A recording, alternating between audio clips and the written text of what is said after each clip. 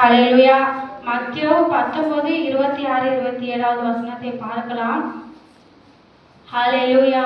அப்பொழுது இயேசு தம்முடைய தாயையும் அருகே நின்ற தமக்கு அன்பாயிருந்த சீஷனையும் கண்டு தம்முடைய தாயை நோக்கி, ஸ்திரீயே, அதோ உன் தாய் அப்படின்னு சொல்லி அவரிடத்தில் அன்பாயிருந்த சகோதரருடைய இடத்துல தன் தாயே தேவன் இயேசப்பா அவங்க கிட்ட ஒரு நெருக்கடி அவங்கள விட்டு விடாதபடிக்கு கர்த்தர் அப்படியே அந்த சகோதரத்துல ஆண்டவராக இயேசு கிறிஸ்து அந்த சிலுவையில பார்த்தீங்கன்னாக்க எவ்வளோ பாடு. ஆண்டவர் கை காலில் தலையிலெல்லாம் முள்முடி சூட்டப்பட்டவர், அவருடைய சரீரம் முழுவதும் பிக்கப்பட்டது.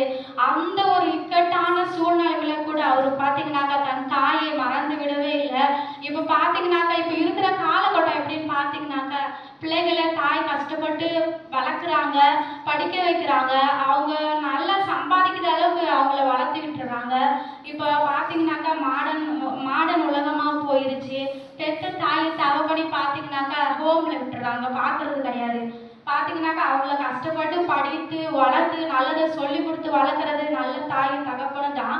அப்படி இருக்கும்போது அவங்கள ஒரு நல்ல காலகட்டத்துக்கு வந்ததுக்கப்புறம் பார்த்தீங்கன்னாக்கா அவங்கள ஹோமில் சேர்த்து விட்டுறாங்க.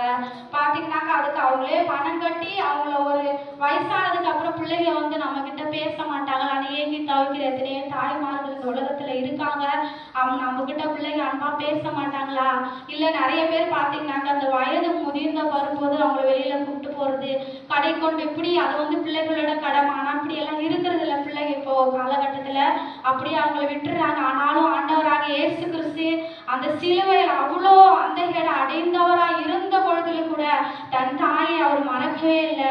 அவங்களை நிற்கதையா விடாம அந்த சகோதரத்தில் ஆண்டவர் அவருக்கு கொடுக்குறாங்க. இதோ உன் தாய் சகோதரனே, அதோ உன் தாய்ன்னு சொல்லி சொல்லும் பொழுது அந்த சகோதரன் அந்த சிலுவையில ஆண்டவராக இயேசு கிறிஸ்து கீழ்ப்படிந்தார். ஆனா நாம பார்த்தீங்கன்னாக்கா நம்ம கீழ்படிக்கிறதே இல்லை. ஆண்டோடைய வசனம் எத்தனையோ முறை நம்மளுக்கு பேசிக்கொண்டே இருக்கிறது. ஆனா அதை நம்ம என்ன செய்யறோம்? அசட்டை பண்ணிக்கொண்டே நம்ம இருக்கிறோம். ஆனாலும் கர்த்தர் பெரியவர். அந்த சகோதரன் நினைக்கல இவர் தேவன் இவ்வளோ அற்புதங்களை செஞ்சாங்க போனாங்க, சிலுவையில் இன்னைக்கு இப்படி இருக்கிறாங்க அவர் நினைக்கல. அந்த நேரம் அவர் சர்வவல்லமையுள்ள தேவன் எனக்காக என் ஆண்டவர் சிலுவையில தொங்கினார் என்று விசுவாசித்து அந்த கடைசி நிமிஷத்துல கூட அந்த சகோதரன் ஆண்டவராக இயேசு கிறிஸ்து வார்த்தைக்கு கீழ்ப்படிந்ததுனால அந்த சகோதரிய தன் தாயாக அந்த நேரமே அவர் ஏற்றுக்கொண்டார். இன்னொரு வசனத்தை கூட நம்ம பார்க்கலாம்.